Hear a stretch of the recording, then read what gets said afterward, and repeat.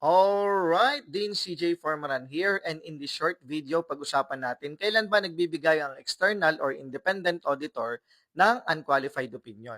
So reference muna tayo, ang reference natin ay Philippine Standards on Auditing or PSA 700. So ano ba muna yung unqualified opinion? So ang unqualified opinion or tinatawag ding unmodified opinion, kaya nga ang term ay unmodified, wala kang minodify, wala kang binago. Ang ibig sabihin nito, clean opinion.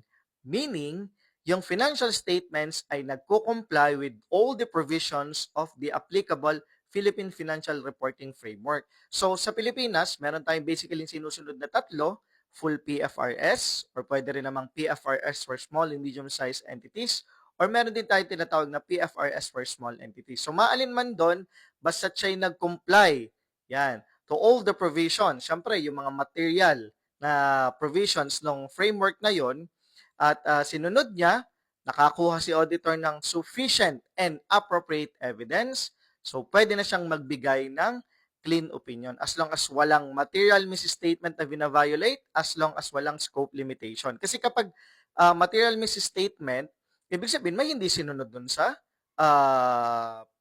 PFRS or Applicable Financial Reporting Framework. Pag sinabi naman natin scope limitation, ibig sabihin hindi makakuha ng evidence. Hindi malaman ni auditor kung saan nanggaling yung mga records, anong pinagbasihan. Meron ba tong records?